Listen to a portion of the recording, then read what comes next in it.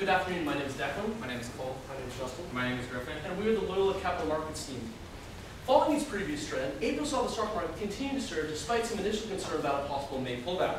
The Dow Jones up 5.4% and the S&P 500 up 6.7% both reached record highs, while the Nasdaq up 8% is approaching closer towards its October 2000 peak.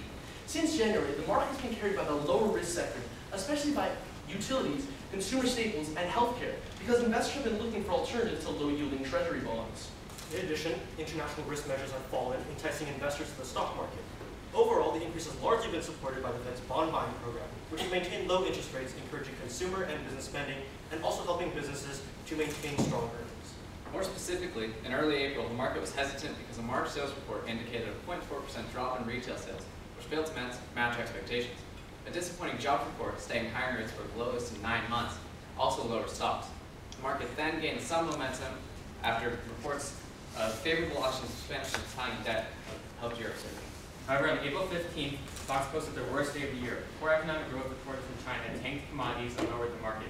The Boston Marathon bombing later that day heightened the loss, and the Dow Jones fell 1.8% for the session.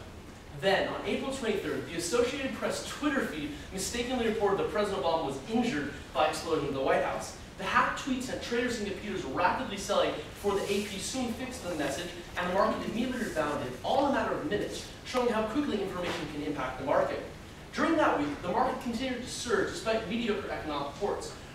First quarter real GDP increased by 2.5%, but failed to match the 3% expectation. But consumption, the largest component of GDP, was up a respectable 3.2%, which pushed the market forward. On May 1st, the Fed convened for its FOMC meeting and announced that it would not change its $85 billion per month bond buying program. A few days later, a stronger April jobs report and a drop to 7.5% unemployment, along with growing confidence in economic and financial prospects, continued to accelerate the market through May. While all three major indices have largely paralleled each other, recently, the Nasdaq has especially surged due in large part to the technology market's improved performance in the past few weeks. Despite the stock market reaching these all-time highs, Main Street has continued to lag behind. First quarter real GDP failed to meet expectations. Although led by increases in consumption, investment, and exports, it was offset by a decrease in government spending from the sequester and increases in taxes for Social Security and high-income earners, altogether indicating a stable but slowly progressing economy. The labor market appears to be moving upward at a measured pace, although many of the key indicators convey conflicting messages. While the Fed's quantitative easing has definitely benefited companies, employment and mid-wage jobs are just finally starting to pick up. And the unemployment rate dropped to 7.5% in April, down 0.4% since January. The job growth is still well below that of historical recoveries. In April, the Consumer Price Index decreased 0.4%, largely due to a sharp decline in the gasoline index, which was down 8.1%. In addition, the Fed has been unable to reach its targeted 2% inflation rate, in part because of hesitant bank lending. Further April numbers indicated a 1.7% year-over-year inflation increase for all aspects except for food and energy, slightly below previous reports of 1.9%. However, for all other items, the CPI matched March's figures at a 0.1% increase, indicating slightly subdued inflation. After years of foreclosure signs and plummeting housing prices, the U.S. housing market has once again picked up speed, with prices rising much higher than expected in early 2013. The price of single-family homes in particular is on the rise, with February showing the highest uptick since May of 2006, according to the S&P Case-Shiller Index. As a whole, the housing industry is benefiting from diminishing supply, which in turn is causing prices to rise. The numbers of existing homes for sale fell from 2 million in December to 1.6 million in May, culminating in a 9.3% nationwide increase in prices since February. Leading this trend are areas that are most affected by the 2007 downturn, such as Phoenix and San Jose, who collectively have seen rises of over 20% since last year. This growth is not projected to stop, with an average price increase expected of 9.7% in the next year. Foreclosures are at a 7-year low, and April saw 50,000 new jobs open up in the building sector. In particular, permit applications for single-family homes and apartment complexes have seen a drastic increase. This growth is in part because of the Fed's intervention, which has lowered mortgage rates to record low levels. Resulting from a strong and improving housing market, auto sales have been a bright spot for Main Street. The big three American auto companies have posted their best results since 2007. General Motors and Chrysler were up 11% in U.S. auto vehicle sales in April, and Ford reported a rise of 18%. At the end of the month of April, commodities were still coming off their speculative highs from recent years. Gold dropped from a nearly record high of nearly $1,900 per ounce in August 2011 to $1,400 per ounce in May 2013. The decreased gold rates could signify a rise in investor confidence as people pull their money out of gold and other commodities and put their money into the stock market. The Consumer Confidence Index at 68.1 at the end of April, up from 61.9 in March, according to the Conference Board, still rests below the pre-recessionary levels of 110, but is definitely on the rise. The preliminary University of Michigan Consumer Confidence Survey from May came out at a 6-year high, and the announcement coincided with a 0.8% increase in the Dow. The European debt crisis has slowed growth of the American economy. With much of the European Union in debt and not showing signs of getting out, growth in the American economy is less than it potentially could be.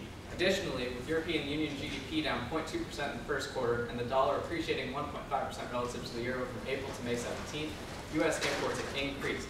However, European money has flown into the United States as investors look to flee uncertain European debt landscape and turn to safer U.S. stocks and bonds. Moving forward, our primary policy recommendation is a variety of measures aimed at improving job growth. We believe the U.S. should invest in shovel-ready infrastructure, which, according to the Federal Highway Administration, creates roughly $30,000 per $1 million spent. Additionally, we suggest streamlining the financial regulations of Sarbanes-Oxley and Dodd-Frank. This would lessen the cost burden on small businesses, especially those trying to go public. Smaller growth companies tend to initiate job hiring. And while the deficit definitely warrants concern, we believe that our limited ability to pass policies should be focused on labor and jobs. Moreover, improving the labor market will increase federal tax revenues and lower unemployment benefits and will ultimately reduce the deficit. As for the stock market, we predict continued steady growth through the end of this year as long as no major negative events occur, things like the Boston bombings. We expect the recovering housing sector will support the market, and if Europe begins to grow, then we will see U.S. exports begin to increase. We find it conceivable that by next year, unemployment could be down to the mid to low 6% range, and the Fed will begin to consider decreasing its bond line. Thank you.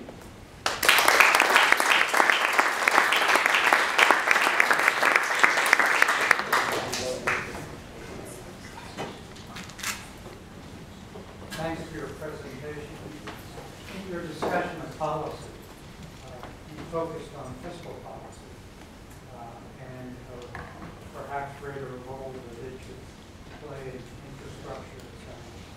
What would you give us an idea of what you think is the appropriate monetary policy? Because monetary policy is very stimulating at the present time, and I wonder what you expect or would recommend. Sure. We did advocate for fiscal policy concerns of transportation infrastructure or other forms of infrastructure. Recently, there have been there's been some literature suggesting that the Federal Reserve can actually buy bonds that are specific to transportation infrastructure.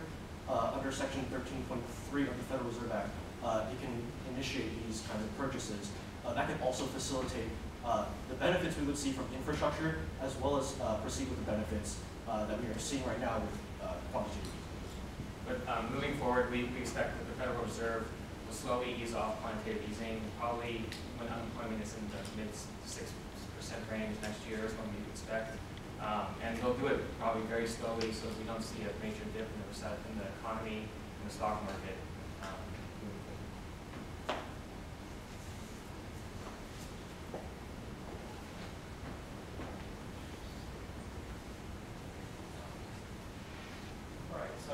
Very good presentation. Spent a little bit of time talking about the European economy. Here we are on the Pacific Rim. Some of a huge portion of consumer goods that enter the United States come through the ports of Los Angeles and Long Beach. And they come from China, Taiwan, and so on. So do you have a sense of how the recent performance in some of these emerging economies, we'll speak specifically for China, how their GDP in recent years has affected the U.S. economy? Does that question make sense? Well, I know that recently, and I think just today or recently, China's MPI was actually announced at a lower than expected rate, and we saw a negative effect on the U.S. stock market. And we talked about, on the day of the Boston bombing, one of the first, the market actually dropped initially in the day because of slow reports from China. So one could argue that the performance of China in terms of its GDP and production can be closely tied to the performance of the United States. Thanks. I'd like to take that question a little bit further. In general, the emerging markets have been growing at a pretty good clip relative to the developed world. How do you think that's going to affect us in the medium to long term? Well, I think that'll have a variety of effects. Specifically, when you talk about developing countries, one of the biggest factors of developing countries is their extremely wealthy populations. A very small percent that has wealth is far more likely to invest in the U.S. For example, with the very low housing market price right now, we're seeing a lot of investors from places like China and other places where they're investing in what seems a much safer housing market here. But as far as for the future and our relationship with these countries, as one of the other groups said, trade definitely does create wealth, and we do have a large amount of trade with some of these countries. Looking towards more long term, there's definitely fears that many of the U.S. industries, such as auto and other things, could be overtaken by these emerging markets. But in the short term anyways, we definitely believe that as we're looking at things, the U.S. is also rising things we hadn't previously been doing, such as, for example, in oil. Our oil exports are going much higher than expected to increase much more in the future. So we are definitely moving into other areas we might not have looked at with these rising markets not coming up. In addition, more specifically about trade competitiveness, I think in the short term, doesn't pose as big of a problem. Like Declan said, though, in the mid to long term, there are some structural issues. That's why we brought up infrastructure in the first place. We think some of our ports are not dredged deeply enough. Recently, there have been an influx of post-Panamax related vessels from other nations, developing countries, and that could pose a potential worry in the long term that we might not be able to compete with these nations.